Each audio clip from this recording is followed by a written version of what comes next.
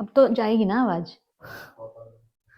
ठीक है, आज हमारा लेक्चर 12 है, तो हम फाइनली कंक्लूजन वाले पार्ट पे जो भी कुछ चीजें रह गई होगी उसको कंप्लीट करेंगे और कुछ प्रॉब्लम्स, नई प्रॉब्लम्स ट्राई करेंगे।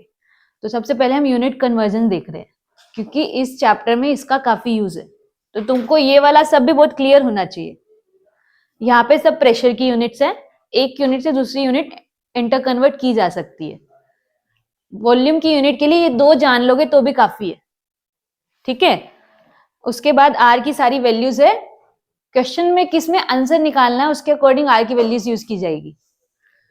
यूनिट ऑफ एनर्जी कभी तुमको इलेक्ट्रॉन वोल्ट में देखने को मिलेगी, तो उसको जूल में कन्वर्ट करना तो किससे मल्टीप्लाई करोगे? 1.6 इंटू 10⁻⁻19 से। और ये दोनों जो बहुत बार नहीं पता होता है, ये फोर्स की यूनिट लिखी होती है डायन, जिसका मतलब होता है 10⁻⁻5 न्यूटन। और ये आर्क्स जो होती है एनर्जी की यूनिट है, जिसका मतलब 10⁻⁻7 जूल्स। तो ये यूनिट का तुमको आइडिया रहना चाहिए, ये तो तुमको पता होगा ना। ये सब मीटर के रिस्पेक्ट में लिख रखा है। अगर 10⁻1 मीटर कुछ होगा तो उसको क्या बोलते हैं? डेसी। मीटर नहीं, कुछ भी हो, जैसे डेसी नॉर्मल हमने बोला था तो वो 1 नॉर्मल के रिस्पेक्ट में था, तो 0.1 नॉर्मल हो गया था डेसी मतलब। सेंटी मतलब 10⁻⁻2, मतलब 0.01 of that reference that we are taking. फिर मिली आता है, फिर माइक्रो मतलब 10⁻6, नैनो 10⁻9, नैनोमीटर जो हम देखते हैं। एंगस्ट्रॉम भी सुन रखा होगा तुमने, एटॉमिक स्ट्रक्चर में सबसे ज्यादा यूनिट्स इसमें यूज करते हैं, जो होता है 10⁻10। फिर आता है पिकोमीटर, फिर आता है फर्मी।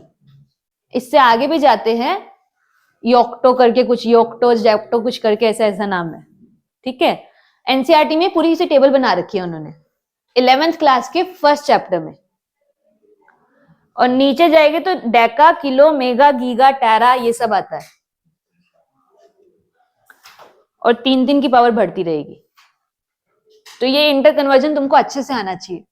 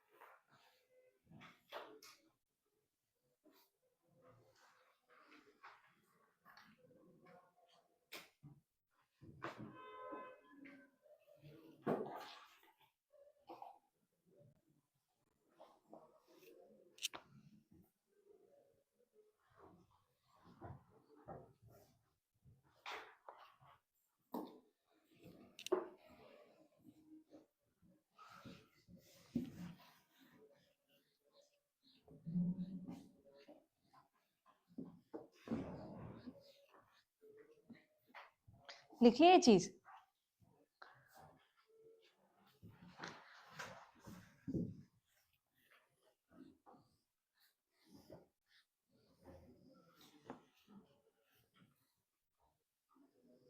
हो गया?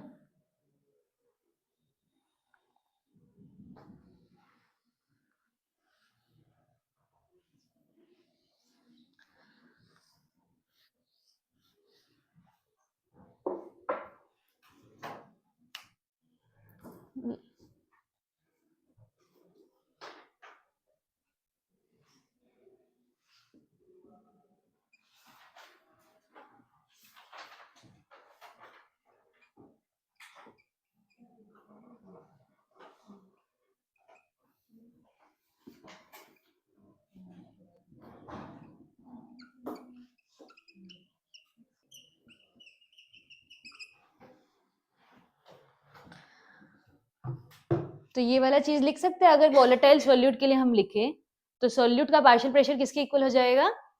ये pressure of that solute multiply by mole fraction of that solute. यहां तक लिखो। ये टोटल प्रेशर नहीं लिखा है मैंने, पार्शियल प्रेशर लिखा है।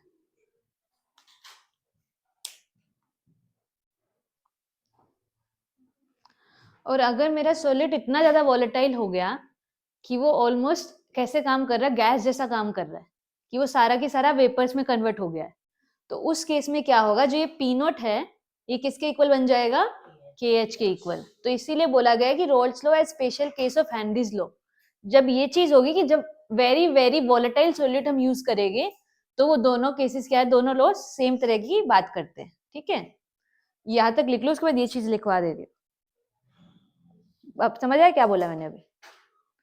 ये पता है हेनरीज लॉ होता है, इसमें हम एक गैस डिजोल्व करते हैं लिक्विड में, इतना है ना क्लियर? ये रोल्स लॉ बोलता है जिसमें दोनों वोलेटाइल लिक्विड्स रहते हैं। ठीक है, और जब मैं नॉन वोलेटाइल सॉल्यूट के लिए ऐड करती हूँ, वैसे रोल्स लॉ के हिसाब से टोटल प्रेशर क्या होता है? Pt is equal to PA naught XA plus, ये इक्वेशन पता है?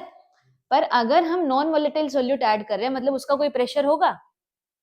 नॉन वोलेटाइल का मतलब है कि वो वेपर में कन्वर्ट नहीं हो सकता है, तो उसका पार्शियल प्रेशर या उसका प्योर प्रेशर भी क्या हो जाएगा? जीरो। तो इस टर्म को क्या कर देते हैं? नेग्लेक्ट। तो वही चीज लिखी हुई है मैंने कि जो टोटल प्रेशर है वो किसकी वजह से है? सोलवेंट की वजह से है। ठीक है, अब बोला गया कि अगर मैंने जो सोल्यूट लिया है मेरा वो इतना, अगर मैं फिर वोलेटाइल सोल्यूट के लिए लिखूं तो partial pressure of that solute किसके इक्वल हो जाएगा? पी नॉट, उसका मतलब जो उसका ओरिजिनल प्रेशर है मल्टीप्लाई बाय उसका सॉल्यूशन में कितना मोल फ्रैक्शन है। यहां तक समझ आया? अब बोला कि अगर ये सोल्यूट इतना ज्यादा वोलेटाइल हो जाए कि पूरा की पूरा वेपर में कन्वर्ट हो गया, मतलब वो एक गैस जैसा बिहेव कर रहा है, तो इस केस में क्या होगा? ये इक्वेशन हम इससे कंपेयर कर सकते हैं। तो इससे जब कंपेयर करेंगे तो पी नोट की वैल्यू किसके इक्वल आ जाएगी? के एच के। तो यही इस हेडिंग का मतलब है, Raoult's law as special case of Henry's law बन जाएगा। ठीक है, लिखो सोल्यूट, सोल्यूट, सोल्यूट, यहाँ पे सोल्यूट लिखा हो तो यहाँ भी सोल्यूट ही होगा ना।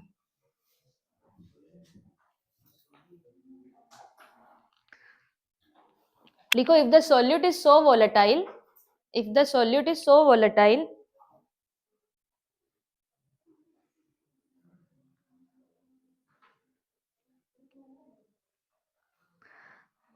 that it is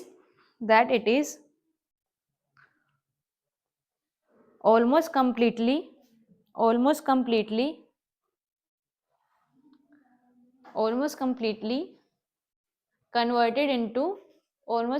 converted into vapor,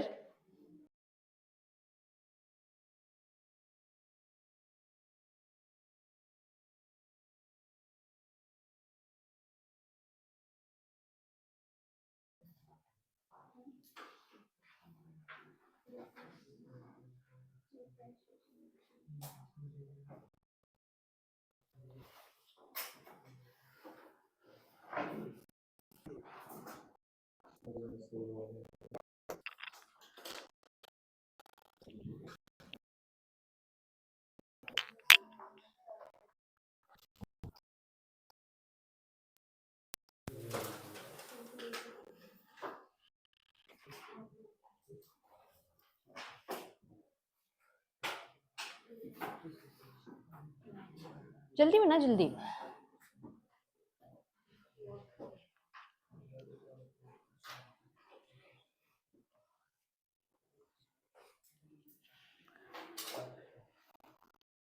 aqueous solution,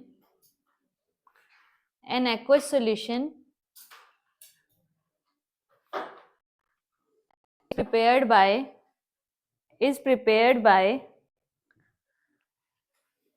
dissolving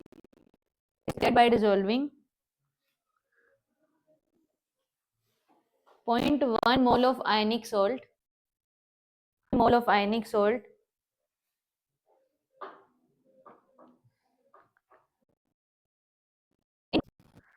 in 1.8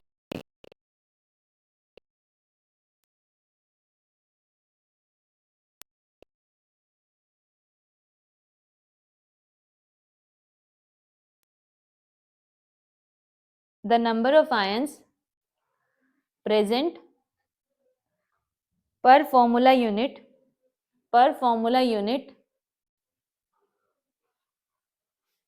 of ionic salt is dash। ये फिल करना है।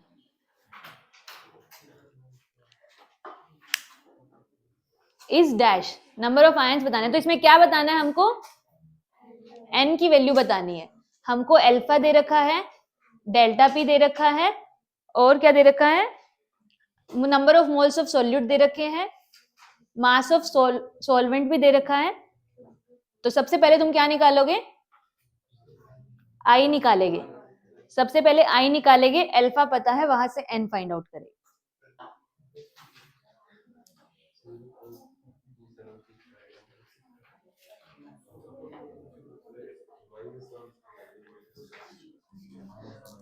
RLVP का फॉर्मूला क्या होगा,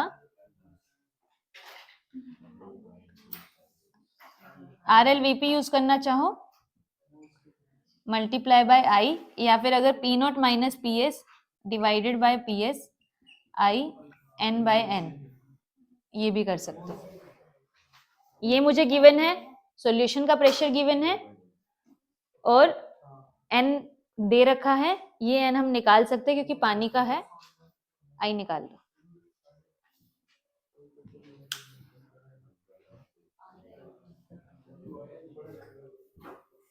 करो भाई, सोल्व करो।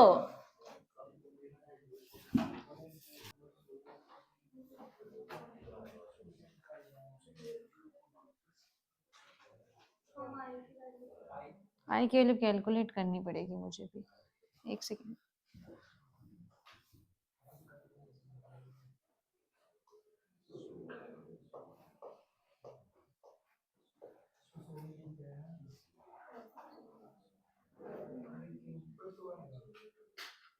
जो भी आ रही है उसको अल्फा उसको पूरा फाइंड आउट करो ना।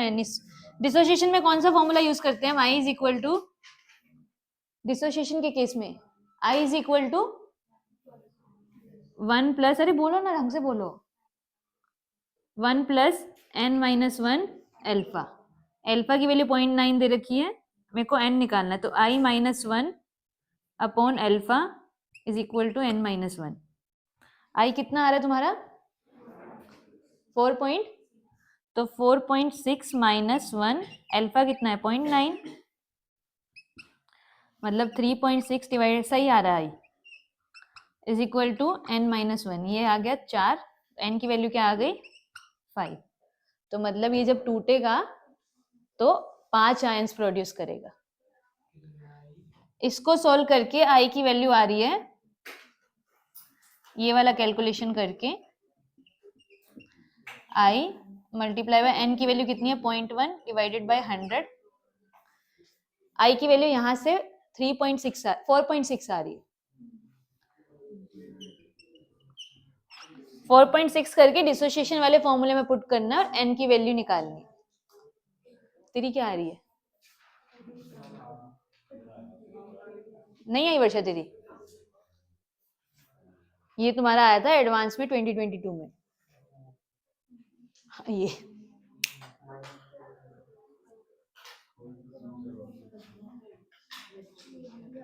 आई जाके कैलकुलेट करना है। ये पी नॉट हमको दे रखा है, सॉल्यूशन सॉल्वेंट का प्रेशर 60, ये दे रखा है 59.726 समथिंग डिवाइडेड बाय पीएस, वो सब कैलकुलेट करके आएगा ये, ठीक है। ये वैल्यू पीएस है, मतलब सॉल्यूशन का प्रेशर है, और ये 60 mm ये सॉल्वेंट का प्रेशर है, पी नॉट है।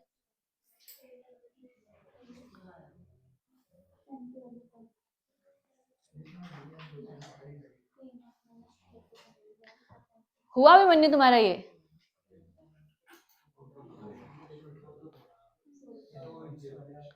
अरे आसपास भी आ रही होगी, मतलब 4.9 भी, अगर ये n की वैल्यू 4.9 भी आ जाती है तो उसका मतलब 5 ही है।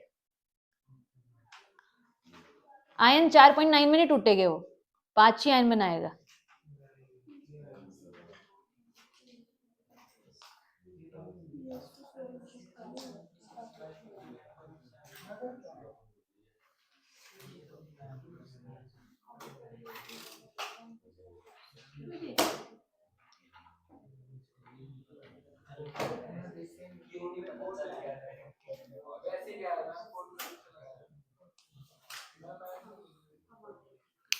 दूसरे वाला भी लगा दोगे तो भी कोई आंसर गलत नहीं आएगा, आंसर सेम ही आएगा। पर वो बस कैलकुलेशन, ये वाला फॉर्मूला थोड़ा आसान करता है, उसके लिए ये लगाते हैं। अब नीचे अगर वो वाला लगा रहे होते तो नीचे 100.1 आ जाता, तो उसको डिवाइड करने में डिफिकल्टी होती।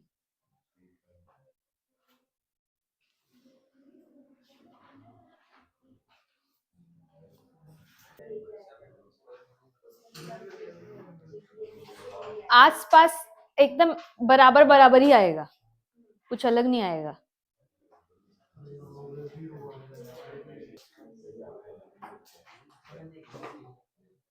तो सॉल्यूशंस के अगर फॉर्मूले बहुत अच्छे से आते हैं और आई ये सब कॉन्सेप्ट क्लियर है तो तुम कर लोगे क्वेश्चन इसके। नहीं आ रहे तो फिर तो अब जो नहीं कर रहा है उसको तो नहीं आएगी, चाहे कुछ कर लो। क्वेश्चन लिखो अगला। हो गया रोहित? ये तेरा हो गया? मन लिखो 50 ml ऑफ 50 ml। ऐसा क्वेश्चन हम कर चुके हैं, सिमिलर सा क्वेश्चन है, ये 2023 में आया था एडवांस में। 50 ml of 0.2 molal 50 ml of 0.2 molal urea solution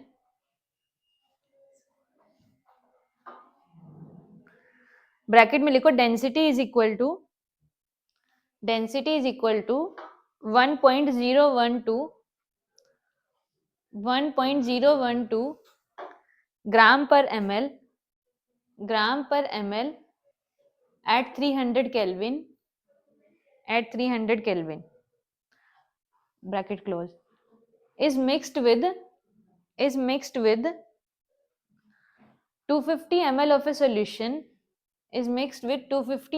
solution containing 0.06 gram of urea.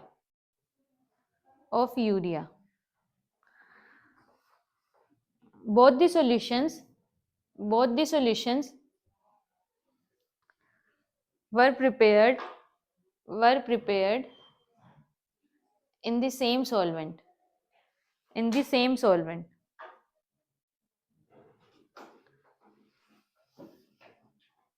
The osmotic pressure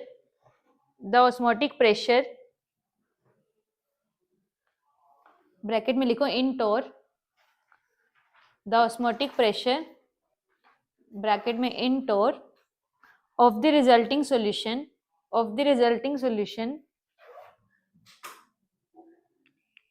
at 300 Kelvin is। कल भी एक ऐसा सिमिलर क्वेश्चन हुआ था, उसका रेफरेंस भी ले सकते हो। और तुमको डेटा जो गिवन है वो भी देख लो।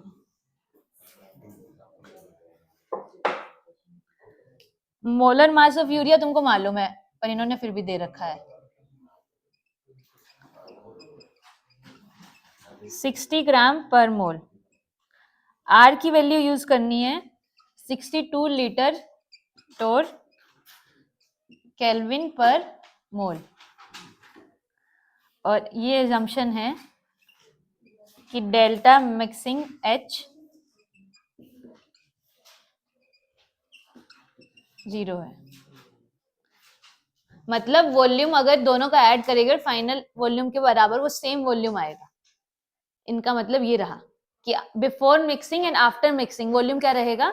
सेम। ट्राई करो इसको।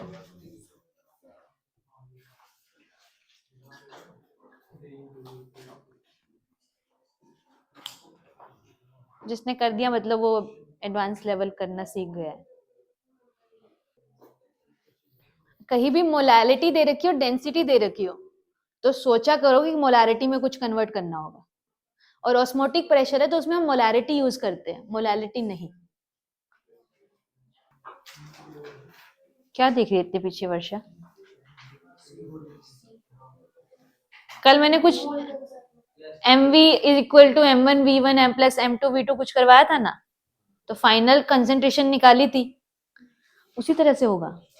वहां पे भी दो ऑस्मोटिक प्रेशर थे और यहाँ पे भी दो ऑस्मोटिक प्रेशर है, उन दोनों को ऐड करके फाइनल ऑस्मोटिक प्रेशर बनेगा।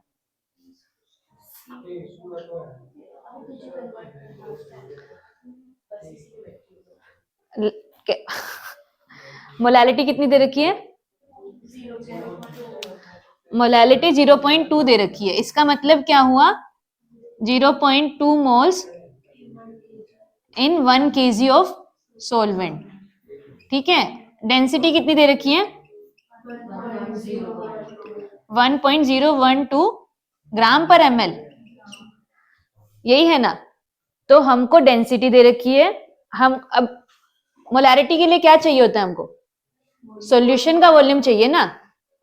सॉल्यूशन का वॉल्यूम कैसे निकलेगा? Density is equal to mass by volume.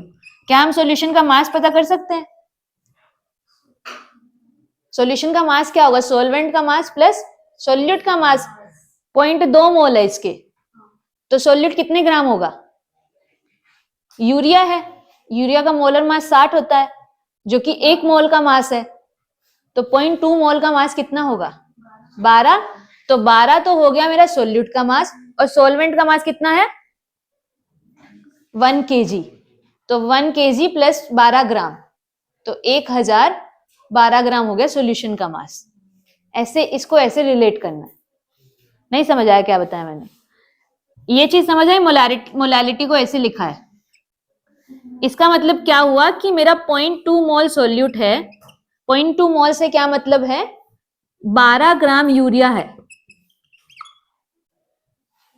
12 gram urea है 1 किलोग्राम सोलवेंट में। तो सोलवेंट का मास कितना है? 1 किलो। सोल्यूट का मास, सॉल्यूशन का कितना आ जाएगा? 1012 ग्राम। सॉल्यूशन का मास पता है, डेंसिटी पता है, वॉल्यूम निकाल लेंगे। वॉल्यूम आ गया तो कॉन्सेंट्रेशन भी आ जाना है। बेसिकली जो ये हो रहा है, mv is equal to m1v1 plus m2v2 करते हैं हम, तो इसका मतलब क्या है? नंबर ऑफ मोल्स ऐड कर रहे, वही चीज है ना। तो तुम दोनों तरीके में से किसी से भी कर लो। तो यहां से वॉल्यूम कितना आ जाएगा? मास आ गया 1012 ग्राम, और ये कितना दे रखा है? डेंसिटी 1 ग्राम पर ml। तो वॉल्यूम आ गया 1000 ml, मतलब 1 लीटर। ठीक है, कॉन्सेंट्रेशन निकल जाएगी इसकी। मोल्स 0.2 है, 0.2 डिवाइडेड 0.2 ही रहेगी उसकी कॉन्सेंट्रेशन।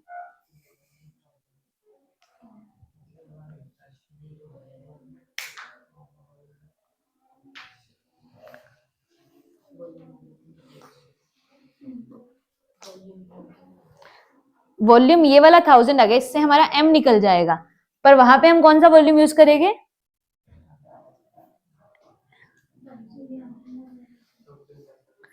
वहां पे वो क्वेश्चन में कितना वॉल्यूम दे रखा है? 50 ml।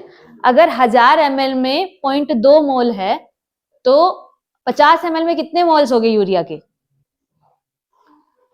तो बेसिकली नंबर ऑफ मोल्स ही है। N1 plus N2 becomes total number of moles.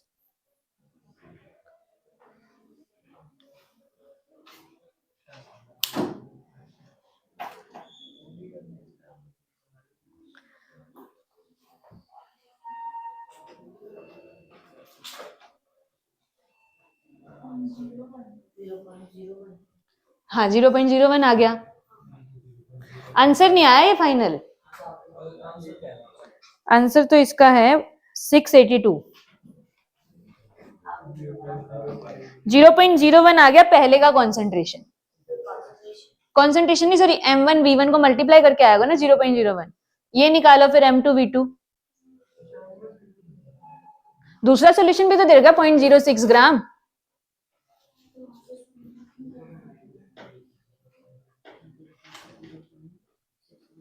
भाई मोल कॉन्सेप्ट सच में तुम्हारा बहुत ढीला है। सिंपल मोलैरिटी मोलैलिटी वाला कन्वर्जन नहीं जान रहे हो।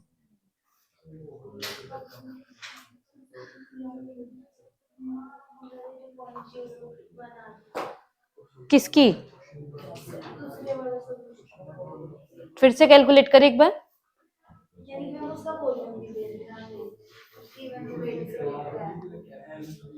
हाँ, फिर वो डबल बार काउंट हो जाएगा यहाँ पे। ठीक है, मोलैरिटी निकाल तू उसकी। हाँ ठीक है, फिर उसको मल्टीप्लाई कर दे वॉल्यूम से। नहीं आ रहा कुछ समझ? छोड़ दो, इधर देखो। यहां तक समझ आई वॉल्यूम कैसे निकाला है? ये सबको क्लियर है? मतलब 0.2 मोल्स है 1000 ml में, ठीक है। पर मैंने मोलैरिटी निकाल ली इससे। मोलैरिटी कितनी हो जाएगी? जो कि है M1। पहले सॉल्यूशन की मोलैरिटी निकाल रही हूं, ध्यान से सुनना सब, इधर देख लो अभी। पहले सॉल्यूशन की मोलैरिटी कितनी हो जाएगी? नंबर ऑफ मोल्स कितने हैं? 0.2। वॉल्यूम कितना दे रखा है?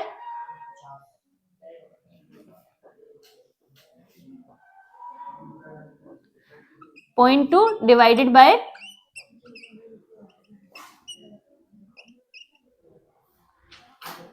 नहीं,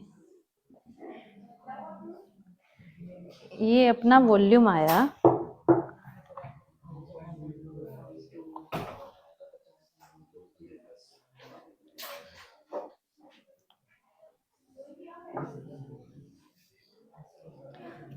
इसका मतलब क्या हुआ कि 1000 ml में कितने मोल्स हैं? 1000 ml में है हमारे पास 0.2 मोल्स। अपने को वॉल्यूम कितना दे रखा है पहले सॉल्यूशन का? 50 ml। 50 ml में कितने हो गए?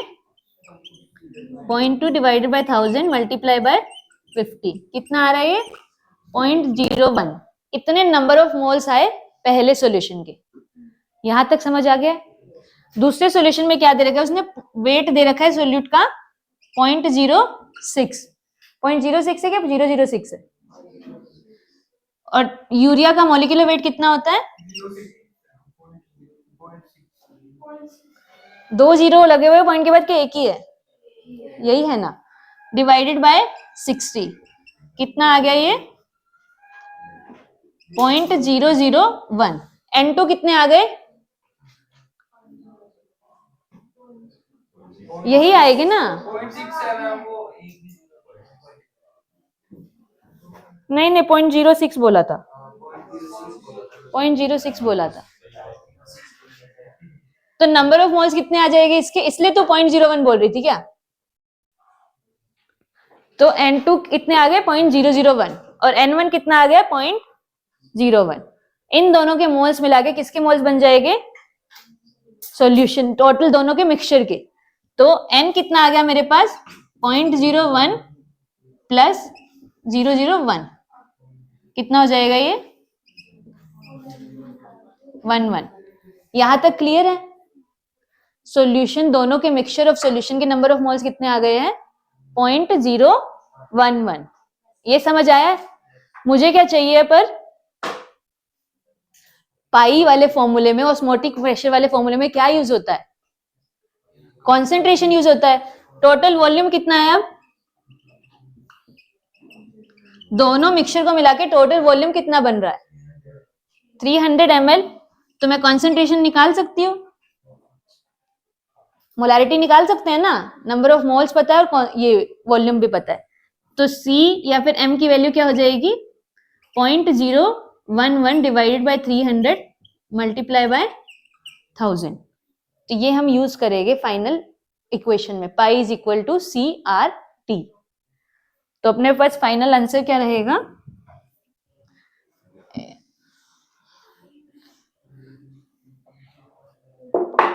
पाई इज इक्वल टू CRT।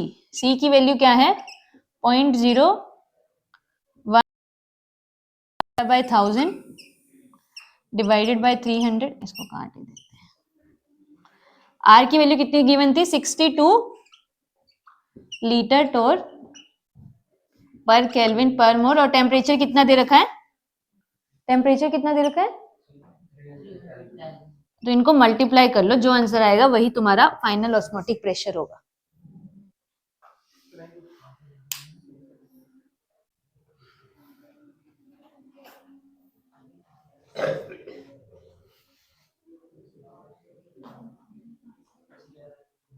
जाके एक बार फिर से इसको प्रैक्टिस करना।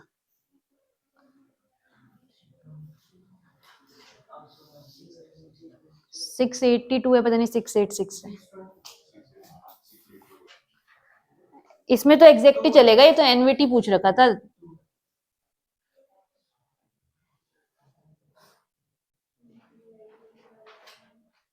तुम्हारे हो चुके हैं, जो हमने क्वेश्चन क्लास में किया वो उस लेवल के ही है। हाँ, तो वो डन है। तो इसमें मल्टी एडवांस में वो कुछ तुमसे ऐसे बहुत भारी नहीं, वो मल्टीपल कॉन्सेप्ट यूज करवाता है एक ही क्वेश्चन में।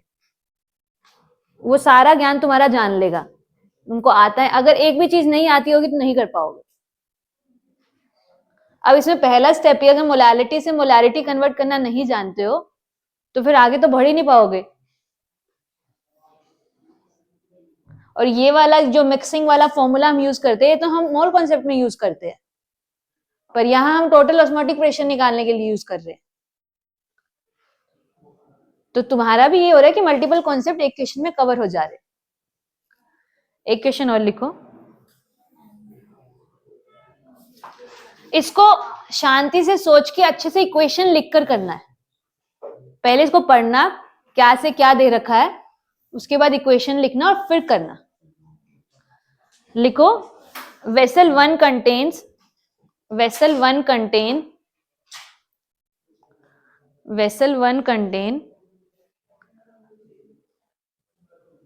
W2 ग्राम, W2 ऐसे लिख लेना, W2 gram of a non-volatile solute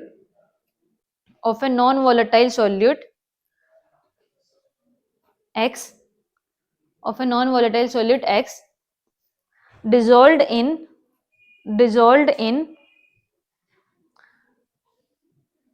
W1 gram of water,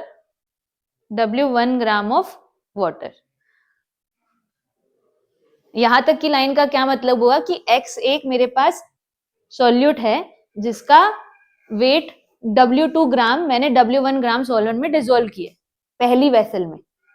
इतना इंफॉर्मेशन समझ आया? सेकेंड लिखो,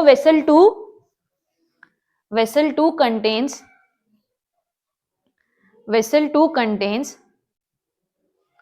W2 gram of another non-volatile solute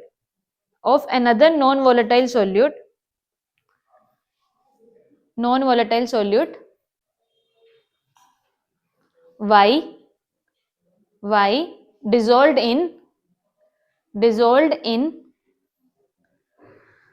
W1 gram of water. इस लाइन से हमको क्या इंफॉर्मेशन मिले कि जो दूसरी वेसल है उसमें एक Y नाम का सॉल्यूट है जिसका वेट सेम है पहले वाले जैसा, और जितना सॉल्वेंट पहले में था उतना सॉल्वेंट इसमें है। ये दोनों लाइनें समझ आई क्या बोल रहे हैं? आगे लिखो, अब है मेन समझने वाला था। कहा तुम भी लिखो, both the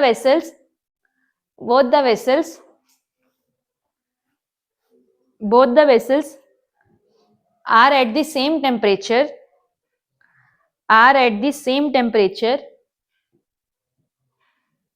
and pressure.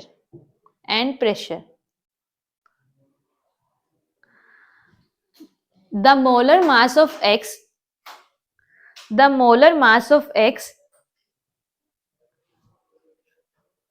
is 80% of Y. The molar mass of X is 80% of Y. इसका मतलब क्या हुआ कि molar mass X is equal to 0.8 times molar mass of Y। इतना जानते हो ना? ठीक है, अगला इंफॉर्मेशन लिखो, द वेंटो फैक्टर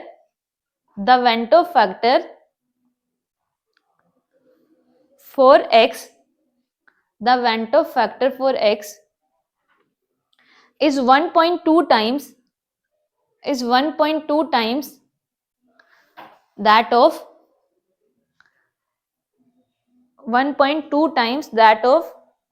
Y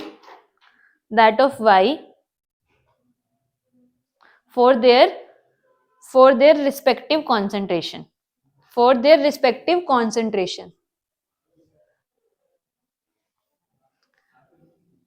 इसका मतलब क्या हुआ कि I of x is equal to 1.2 times I of y। ये इंफॉर्मेशन भी समझ आया।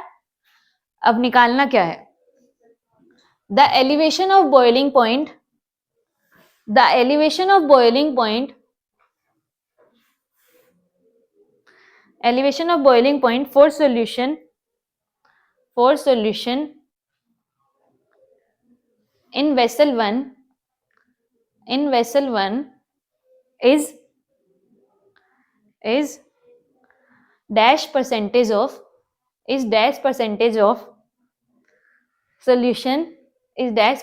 solution in vessel 2। जिसने कर दिया उसको मेरी तरफ से चॉकलेट।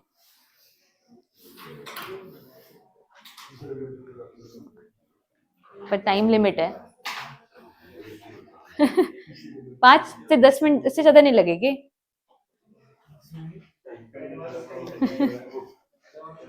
हाँ, ये JEE एडवांस 24 में आया था।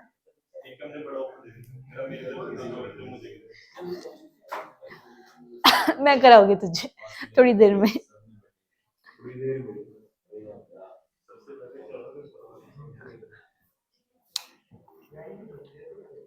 इक्वेशंस लिखो, उसमें बस वैल्यूज पुट करो और देखो रेशियो क्या आ रहा है दोनों वेसल के डेल्टा टीबी का।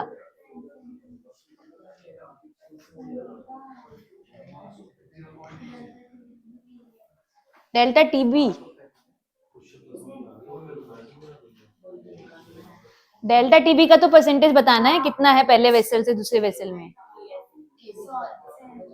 हाँ, वो तो सॉल्वेंट सेम है तो सेम रहेगा।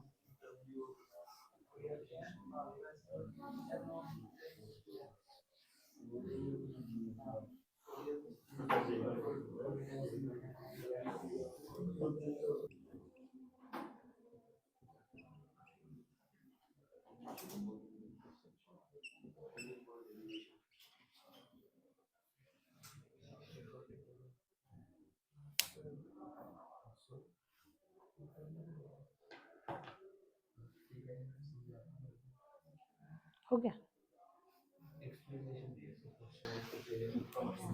अरे भाई सीधा इसमें वैल्यूज पुट करो ना, delta TB X, delta TB Y.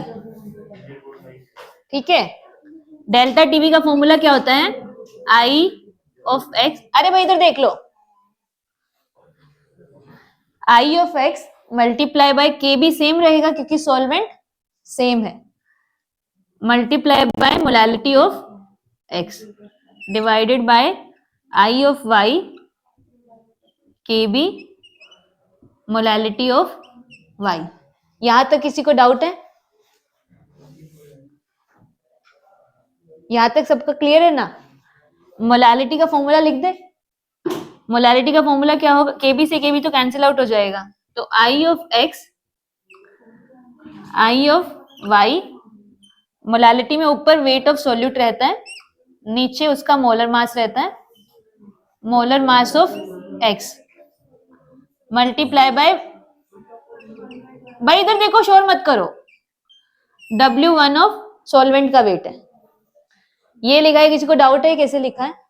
Molality का फॉर्मूला लिखा है। श्रुति इधर देख, मोलालिटी का फॉर्मूला लिख लिया। इसके बाद हमने y के लिए लिखा, W2 वेट सेम है सॉल्यूट का, मोलर मास अलग है, सॉल्वेंट का वेट भी सेम दे रखा है, ऊपर 1000। यहां तक सबका हो गया? इसको मैं लिख सकती हूँ आगे, 1000 से 1000 कट हो गया, वेट 1 से वेट 1, वेट 2 से वेट सेकेंड। हमारे पास क्या बचा, I of X divided by I of Y multiply by, ये नीचे तो ये ऊपर साइड चला जाएगा, तो y का वेट ऊपर चला जाएगा, मॉलिक्यूलर मास, तो molecular mass of y molecular mass of x। यहां तक पहुंच गए? यहां तक सब पहुंच गए हो गया ना सबका? उसके बाद हमको ये रेशियो हमको गिवन है, molar mass of x is 1.8 times molar mass of y, तो दोनों में से किसी एक को पुट कर दो क्योंकि बाकी तो कैंसिल आउट हो जाएगा। तो अगर मैं Ix को पुट करती हूँ 1.2 आई वाई, और यहाँ पे आई वाई ऐसे ही रहने देती हूँ, multiply by molar mass of x, इसको ऐसे ही रहने दे रही हूँ, नहीं इसकी जगह लिख रही हूँ 0.8 times molar mass of Y, और यहाँ पे मोलर मास ऑफ वाई है। भाई बोला है मत बात करो, यहां तक हो गया। उसके बाद कैंसिल आउट कर दो, आई वाई से आई वाई कट गया, मेरे पास फाइनली क्या बचा इन दोनों का ratio, delta T B X divided by delta T B Y is equal to 1.2 divided by 0.8। यहां तक पहुंच गए हम, ठीक है। इसको कैंसिल आउट करेंगे तो ये कितना आ जाएगा, नीचे 2 ऊपर 3, मतलब 1.5, ठीक है। तो पहली वेसल का बॉइलिंग पॉइंट जो है, एलिवेशन इन बॉइलिंग पॉइंट जो है वो 1.5 टाइम है दूसरी वेसल का। इसको मैं ऐसे लिख सकती हूँ, delta T B of X is equal to 1.5 times delta T B of Y, ऐसे लिख सकते हैं, ये लिखा जा सकता है ना। हमको अब बताना है परसेंटेज में आंसर। मैंने इसको लिखा था 80% लिख रखा था, वो 80% का मतलब क्या था, 0.8, तो 1.5% का मतलब क्या होगा, 1.5 का मतलब होगा 150%। इसको 100 से मल्टीप्लाई कर दो तो 150 आपका आंसर आ जाएगा। समझ गए कैसे किया, ठीक है, नोट डाउन कर लो जिसने नहीं किया।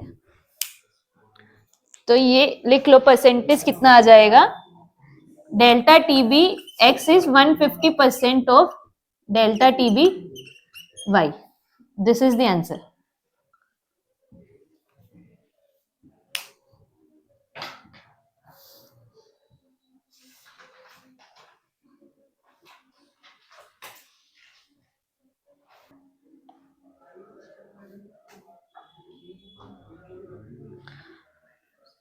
लिखो, क्वेश्चन लिखो।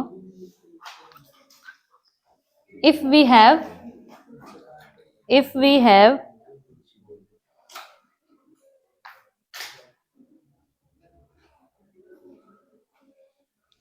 10 molar, if we have 10 molar urea solution,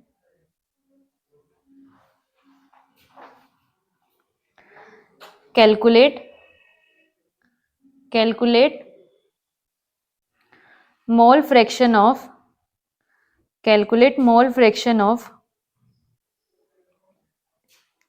urea in the solution, calculate mole fraction of urea in the solution, and also calculate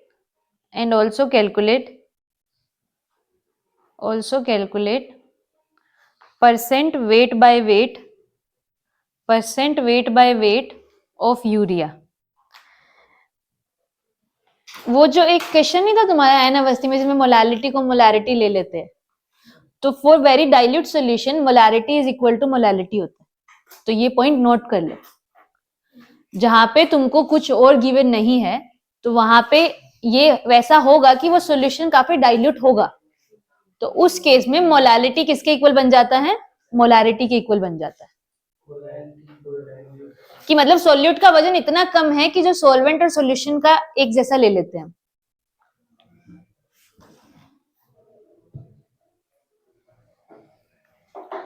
ये लाइन हाईलाइट करके लिख लेना, for very dilute aqueous solution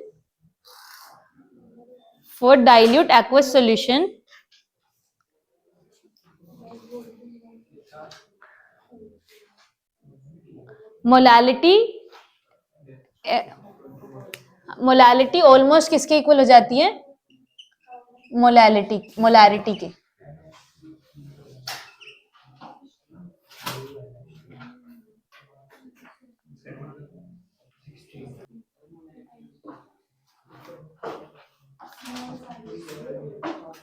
molarity के equal हो जाती है, और density भी, सॉल्वेंट डेंसिटी जनरली वाटर की कितनी होती है, वाटर की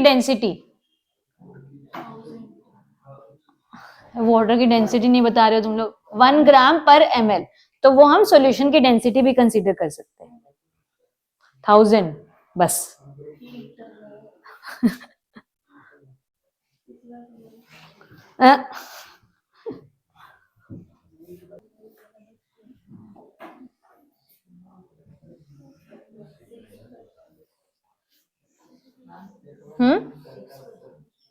नहीं 37.5।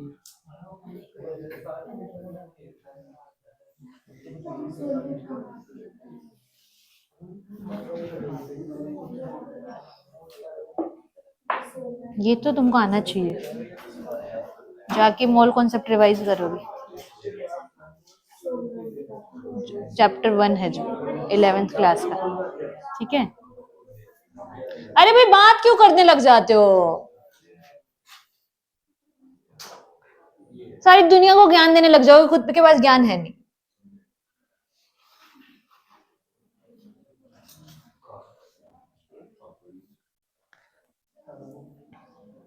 मोल फ्रैक्शन ऑफ यूरिया कैसे निकालेंगे, कितने मोल्स हो जाएंगे इसके, 10 मोलल सॉल्यूशन दे रखा है, उसका मतलब क्या है 10 मोल इन 1 किलोग्राम ऑफ वाटर।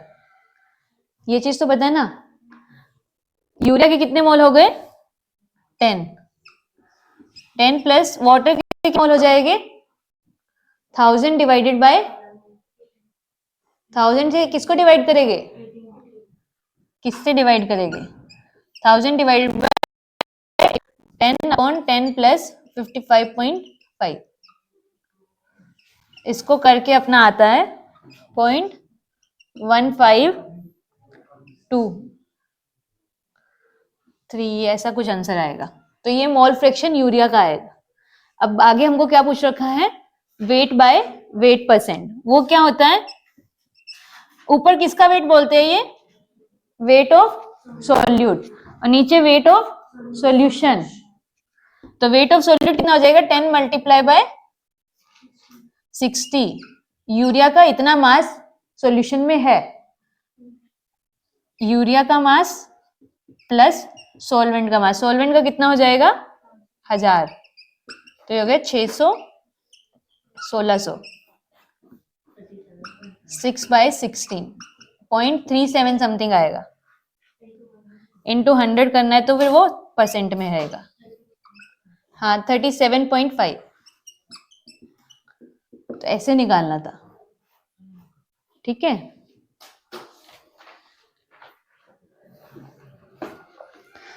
ये वाला नोट लिख लिया है ना,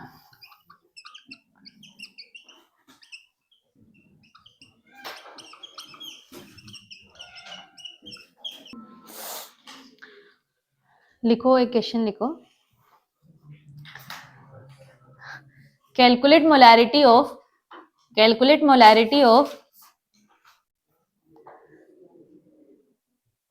CaCO3 calcium carbonate, CaCO3 bracket में एक्वस लिख लो,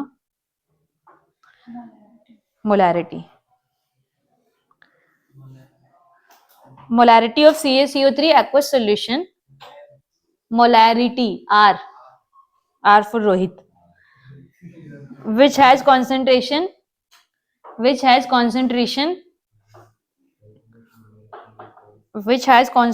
of calcium carbonate equal to 200 ppm,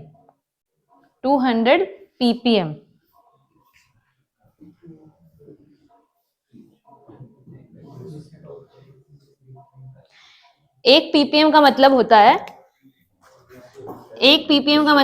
क्या होता है श्रुति, एक ppm का मतलब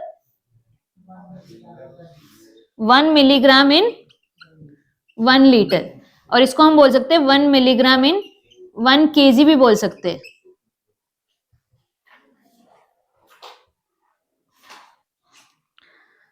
क्योंकि डेंसिटी मतलब दोनों की, वाटर की या सॉल्यूशन की डेंसिटी 1 के बराबर हो जाती है जब बहुत डाइल्यूट सॉल्यूशन होता है। तो ये बहुत डाइल्यूट सॉल्यूशन है कि एक बड़े से 1 लीटर जार में मैंने 1 मिलीग्राम सॉल्यूट डाला, ठीक है। तो मुझे सॉल्यूशन मोलैरिटी निकाल के बताओ इसकी कितनी आएगी।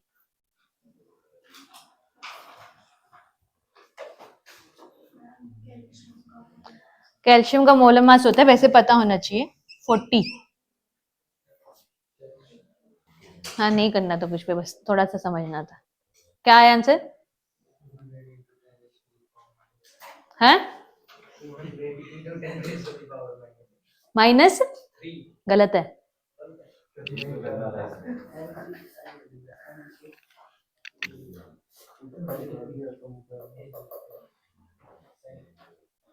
एक 1 ग्राम में 1000 मिलीग्राम है।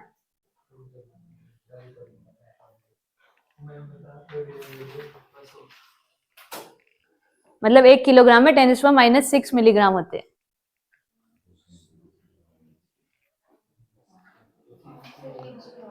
टू इंटू 10⁻³ तो 200 ppm का क्या मतलब है कि 200 mg है 1 लीटर सॉल्यूशन में या 1 किलोग्राम सॉल्यूशन में। अब तो मोलैरिटी निकाल सकते हो ना। वेट ऑफ सॉलिड पता है, मोलर मास ऑफ सॉलिड पता है, वॉल्यूम पता है।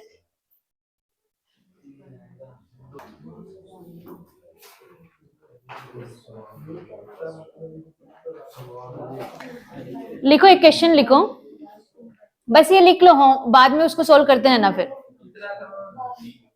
2 into 10⁻³ molar, 200 divided by 100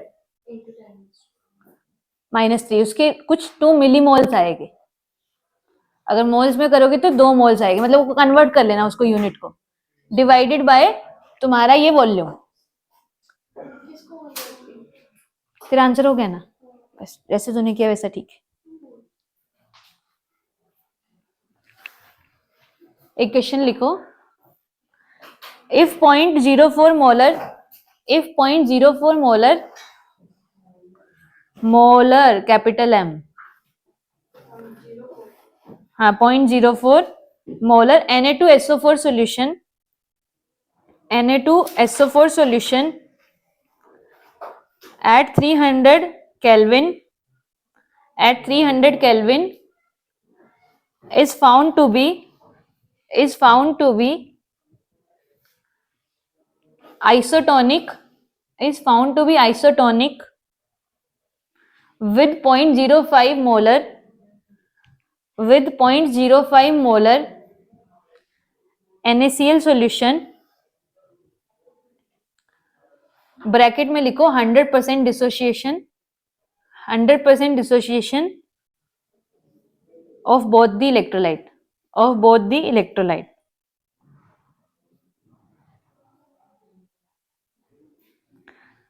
Calculate degree of dissociation, calculate degree of dissociation,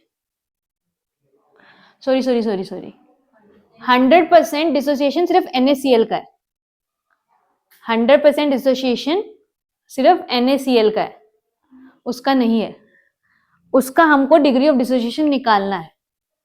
calculate degree of dissociation of sodium sulphate, मतलब उसका अल्फा निकालना है। आइसोटोनिक का मतलब क्या होता है? तो I1C1RT is equal to I2C2RT, ये फॉर्मूला यूज करेंगे। ये तुम अपने घर पे ट्राई करो, अब इसके बाद ट्राई करो। हमारा चैप्टर हो गया कंप्लीट।